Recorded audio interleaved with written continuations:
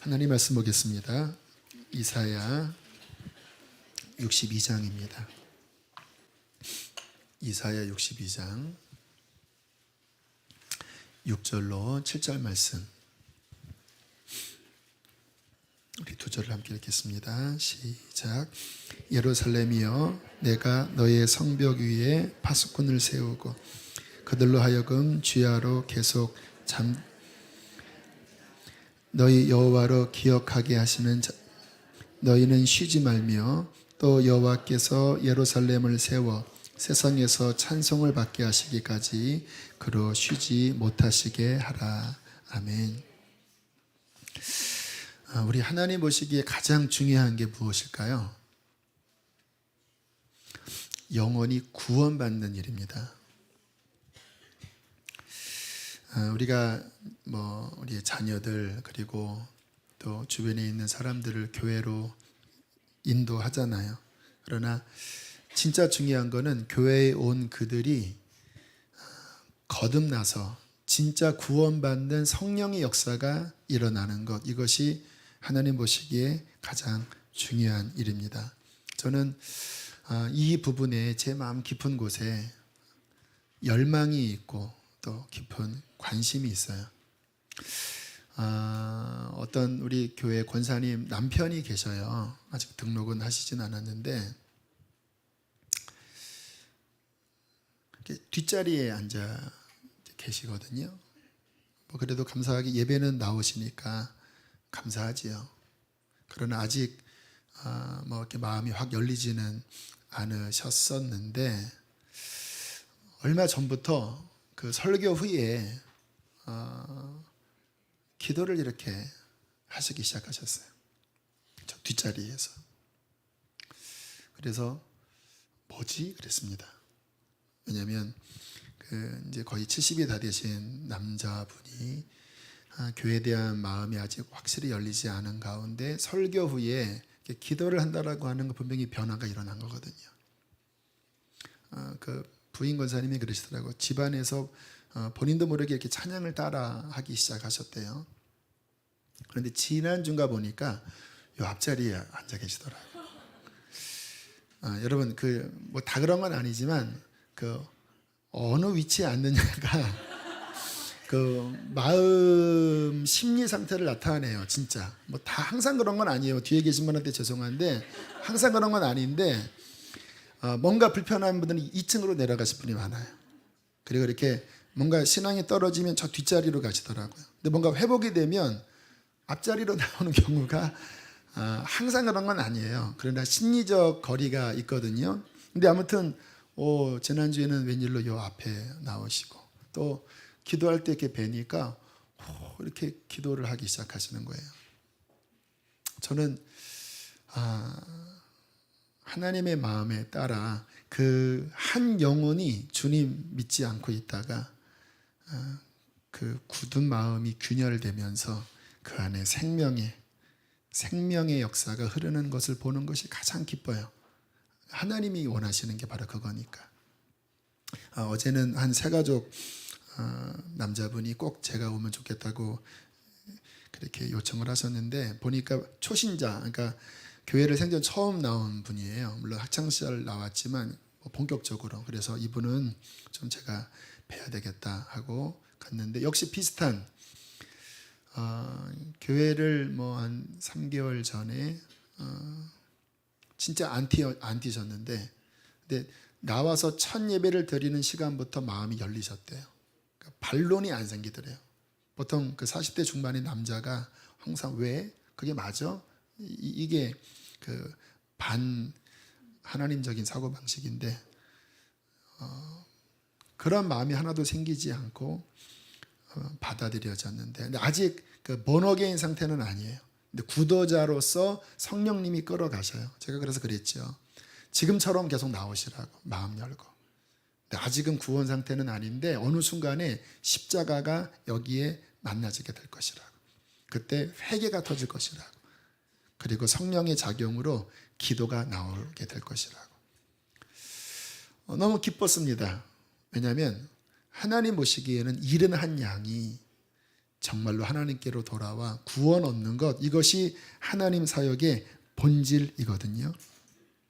영혼 구원의 역사가 일어나면 이 심령이 열립니다. 중심이. 그리고 하나님께 반응하기 시작해요. 그리고 진짜 믿음이 들어가면 삶이 바뀝니다. 왜냐하면 종교가 아니라 주님이 내 안에 들어오신 거기 때문에 잘못된 삶에 대하여 이 속에서 성령님이 그거 아니야 라고 하는 마음을 주시기 때문에 삶이 바뀌면서 이제 하나님의 자녀로서 그런 길을 걷게 되는 것이죠. 교회가 진짜 예수님의 교회라면 이 생명의 역사, 생명 낳는 일이 왕성하게 일어나야 합니다. 교회가 진짜 예수님의 교회라면, 여러분이 진짜 예수님의 사람들이라면 여러분의 삶에서 그 무엇보다도 영혼 구원하는 일들이, 여러분을 통하여 자녀들이 구원받고 부모가 구원받고, 왜요? 그것이 예수님이 이 땅에 오신 본질이고, 주님께서 이 땅에 교회를 세우신 목적은 물론 구제도 중요하고 어떤 다른 사역도 다 중요하지만 본질은, 진짜 영원한 것은 그 영혼이 생명으로 거듭나서 하나님 백성이 되는 것, 이것이 가장 중요한 일인 것이에요. 저는 이것을 갈망하는 사람이에요. 이것을 볼 때 저는 가장 큰 희열을 느끼고요, 이것이 일어나지 않으면 저는 절망을 느낍니다. 왜냐하면 이 교회를 세운 목적은 영혼을 살리는 일이니까. 오늘 청소년 수련회를 아마 떠났을 거예요. 한 100여 명 아이들, 청소년들이 이제 2박 3일 동안 수련회를 진행합니다. 오늘 제가 첫날 말씀을 전해요. 아이들을 생각하면 제가 청소년부에 깊이 들어가지 않고 있기 때문에 아이들의 실제 상황은 잘 모르겠어요. 그러나 지난번 부목사님 설교할 때 그 청소년부 내려가 봤더니 좀 참담하더라고요. 아이들이 고개 푹 숙이고 있고 생명의 모습이 잘 안 보여요. 정말 생명이 일어나면 아이들 안에 그 찬양할 때 하나님 살아계시니까 이 속에서부터 울려 나오고 그 반응으로 몸도 흔들고 기뻐하고 하는, 이게 일어나야 되잖아요. 근데 아이들은 다 젖어 있고 고개는 푹 숙여져 있고 마치 무너진 예루살렘 성벽처럼, 무너져 있는 성전처럼 앞에서 찬양 인도하는 아이는 뭔가 이렇게 하려고 하지만 전반적인 모습은 생명의 불이 굉장히 꺼져 있는 모습들을 바라보고 마음이 안타까웠어요. 구원의 역사가 일어나야 합니다.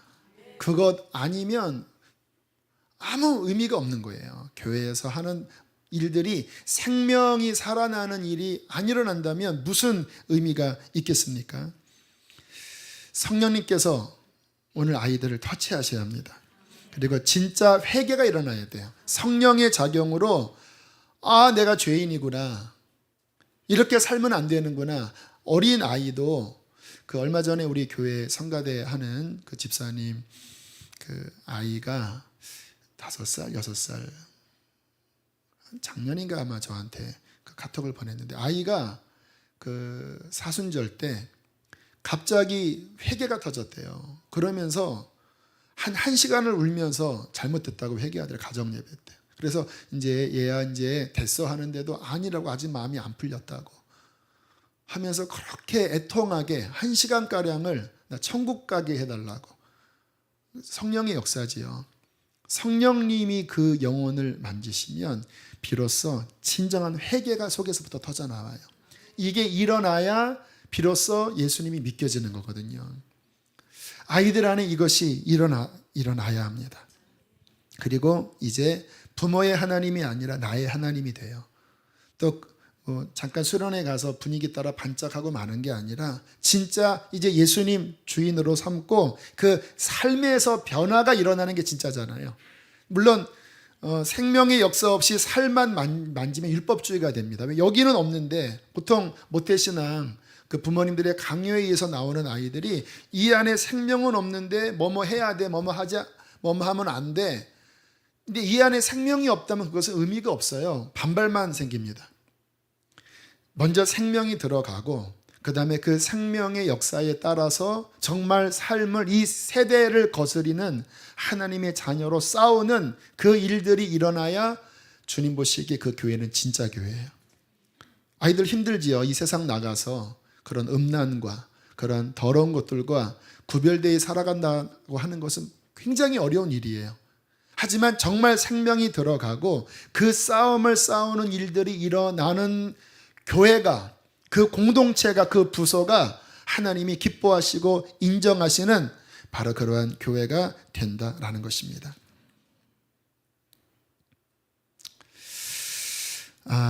지금 저는 우리 아이들을 생각하면서 이 시대의 어떤 흐름들을 함께 바라봅니다. 지금 이 상황은 어떤 상황이냐면요. 솔직히 참 조심스러운 표현이지만 2년 전 세월호 상황입니다. 지금 상황은. 배가 기울었는데 그 속에 아이들이 타 있고 위에서는 괜찮아 하지만 이미 나오기 어려운. 지금 보세요. 한국교회 안에 성령께서 강하게 역사하셔서 아이들이 회심하는 일들이 굉장히 줄어들고 있어요.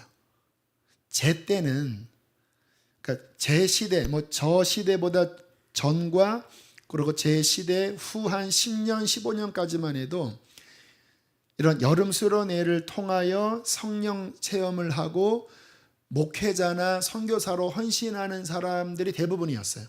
이 사람의 회심의 그 나이별 퍼센테이지를 보면요, 거의 그 중고등학교 시절에 회심합니다. 20대 넘어가면 퍼센테이지가 확실히 확 줄어요.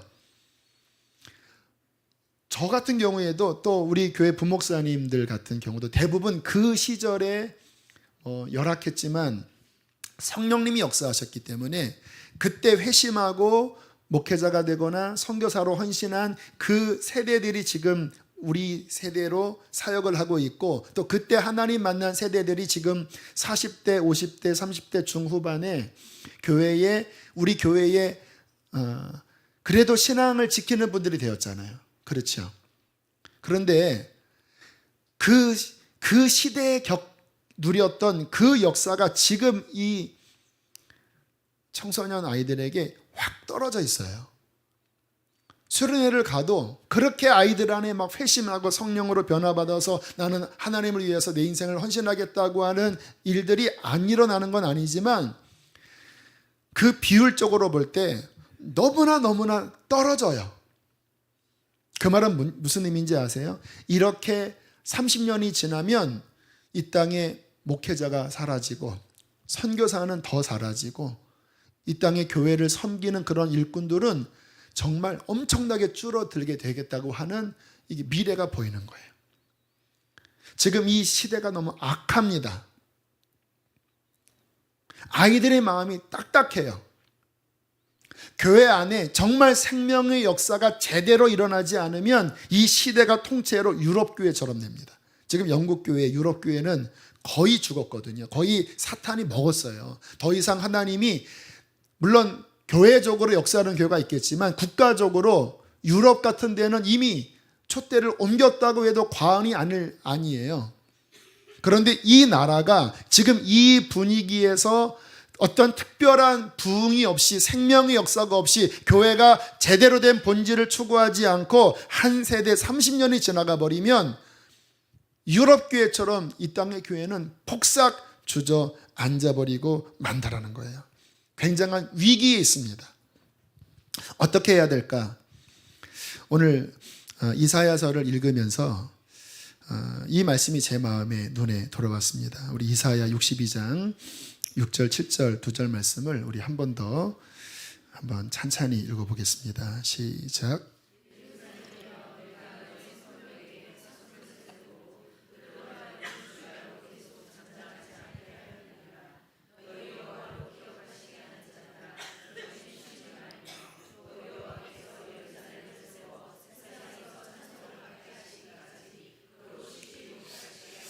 자, 예루살렘이 황폐한 상황이에요. 이 지금 본문의 배경은 예루살렘이라고 하는 것은 하나님의 백성을 의미합니다. 근데 무너졌어요. 그런데 하나님께서 그 무너진 것을 회복하기 위하여 하신 방법이 뭐냐면 하늘을 움직이는 기도를 하는 파수꾼을 세우시겠다라는 거예요. 주님의 방법이. 하늘을 움직이는, 어느 정도로 하나님이 쉬지 못하시게. 여러분 기억하십시오. 우리가 하나님께 뭔가 애절하게 기도하면 하나님은 우리의 그 간절한 기도에 부정적인 의미로 표현하면 성가심을 느껴요. 누가복음 18장에도 그러시잖아요. 불의한 재판관 앞에서 과부가 막 때를 쓸 때 그 불의한 재판관이 강청으로 인하여 들어주었는데 하나님은 더 자비한 하나님인데 밤낮 부르짖는 자들의 그 강청함에 이 불의한 재판관도 그 괴로운 마음에 응답됐는데 자비한 하나님이 그 너희의 밤낮 부르짖는 강청에 응답하지 않겠느냐. 여러분 이 말씀의 심리적인 하나님의 마음을 헤아려 보면 하나님 앞에 누군가 간절히 기도할 때 하나님은 그 간절한 기도에 굉장히 신경을 쓰신다라는 거예요. 그래서 정말 하나님께서 놀랍게 역사하셔서 이 시대가 지금 사탄의 아가리에 거의 들어가서 지금 이제 먹히는 상황이잖아요. 이 나라가 경제적으로 문화적으로 뭐 K-팝이니 발전됐다고 좋아하지만 실은 사탄이 거의 먹은 겁니다. 사탄이 먹은 거예요. 이 아가리를 찢어서 그것에 거의 이제 잠식되고 있는 특별히 다음 세대들, 그 아이들을 빼내어 다시 그들이 하나님의 백성이 되고 그 안에 생명이 들어가 다음 세대를 왕성하게, 부흥이 리바이벌이잖아요. 그럼 뭡니까? 다시 하나님의 생명이 불타오르는 거거든요. 그 부흥이 일어나려면 그냥 가면 안 돼요. 그냥 가면 이 시대는 이제 미끄러져서 마치 뱀이 입을 벌려서 먹을 때 보면 뭐 엄청나게 큰 짐승도 그냥 꾸역꾸역 그냥 삼켜버리잖아요. 이것을 돌이키는 거는요, 다른 방법이 없어요. 하나님을 기억하게 하는 중보자들이 하나님 앞에, 여기에 나오지요, 밤낮 하나님을 쉬지 않게, 하나님 이 예루살렘이 회복되어 하나님 앞에 영광을 돌리도록, 이 다음 세대, 하나님의 성전인 다음 세대가 회복되어 하나님께 영광을 돌리도록, 하나님 이 기울어져가는, 이미 배가 뒤집어져서 이미 나오기가 불가능한 이 상황에 우리로는 불가능하고 하나님이 하십시오. 하나님이 역사하도록 정말로 기도하는 그 사람들이 일어나야 이 시대는 살아날 수 있다는 것입니다. 2년 전에 세월호 그 침몰 사건 일어났을 때 참 마음이 우리 다 아팠잖아요. 왜 아팠냐면 그 속에 살아있을지 모르는 그 아이들을 향하여 해볼 도리가 없으니까. 우리 자식들 아닙니까? 근데 그때 그런 마음이 들었어요. 지금 이 상황이 이 시대를 의미하는 거라면 인간적으로는 아이들을 끊어낼 수 없었지만, 그러나 우리들은 기도해서 하나님이 역사하시면 다시 배를 바로잡고 아이들을 끊을 수 있다는 거예요. 기도하라. 다음 세대를 위하여 기도하라. 정말 하나님께서 그 아이들에게 하나님의 생명을 주도록 기도하라고 하는 그러한 마음이 있었습니다. 제 생애에 그동안 제가 사역을 하면서 몇 번 그러한 하나님의 복된 경험을 주신 적이 있었어요. 학생들 사역을 할 때 하나님이 받으시는 기도는 천 사람 만 사람의 기도가 아닌 것 같아요. 성경에 보면 두세 사람이라도 정말 주의 마음을 품고 기도하면 하늘 보좌는 움직입니다. 그러니까 정말 중요한 건 양이 아닙니다. 진짜 하나님 마음을 품은 순결한 그 한두 사람의 중보자만 합심하여 기도하면 하늘의 문은 열립니다. 그리고 시대는 사탄이 끌어가는 쪽에서 다시 뒤집어져서 하나님의 부흥이 일어날 수 있어요. 제 생애에 보면 정말 그렇게 기도했던 것 같아요. 그 아이들을 생각할 때 하나님, 너무 안타까운 거예요. 주님의 마음이 부어지더라고요. 이 아이들의 상태가 교회는 아무리 다녀도 주님의 눈이 임하는데 죽어 있는 거예요. 황량한 광야와 같은 거예요. 너무 그 심령 속에 너무나 애절해서 그때 터져나왔던 기도가 뭐냐면, 얘네들을 살리지 않으면 차라리 저를 죽여주십시오. 어떤 면에서는 가식적인 기도 같았지만 제 기도가 아니었어요. 성령님이, 예수 그리스도의 중보의 영이 그 생명과 맞바꾸고 싶은 정도의 애절한 마음으로 하늘의 문을 열어달라고, 정말 하나님 다시 이 땅에 부흥을 달라고, 하나님이 가장 기뻐하는 그 생명을 달라고 몇 날 며칠을 애통하며 기도를 드렸거든요.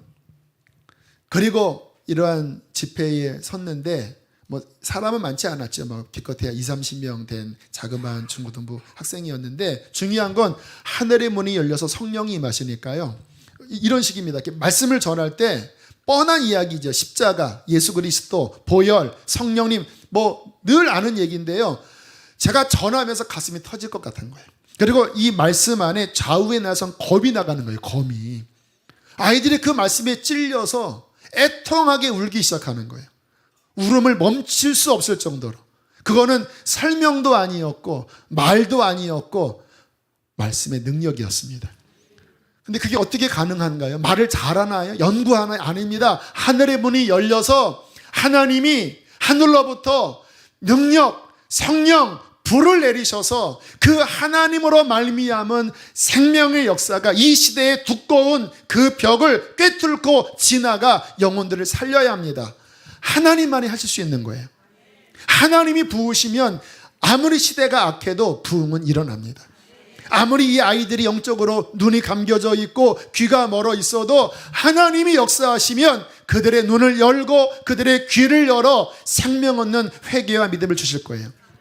그러나 그냥은 안 돼요. 이 시대가 너무나 깊은 악으로 치닫고 있기 때문에, 소돔과 고모라를 이미 능가한 죄악이 이 땅을 덮고 있기 때문에 그냥 적절한 기도만을 가지고는 그러한 부흥이 임하지 않는 거예요.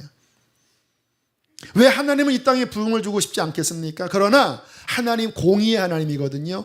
악이 너무나 많이 쌓여있는 이 시대를 향하여 이미 하나님의 진노의 방아쇠는 이미 거의 당겨져 있습니다.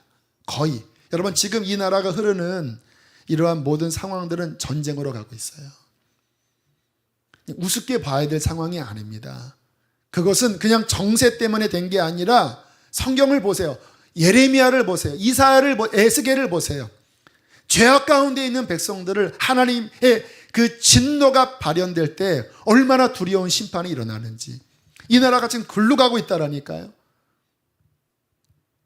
그것을 돌이키려면 적당한 기도 가지고 안 됩니다. 정말 하나님의 마음을 품은 자들이 하나님의 눈으로 이 시대의 황폐함을 바라보면서, 하나님의 눈으로 이 시대를 애통하게 보면서 정말 하나님의 마음을 돌이키고 심판이 거의 내리는 이 상황에 중재자로 서서 그 하나님의 마음을 돌이키고, 오히려 하나님, 심판이 아니라 하나님 이 땅에 다시 부흥을 내려주십시오.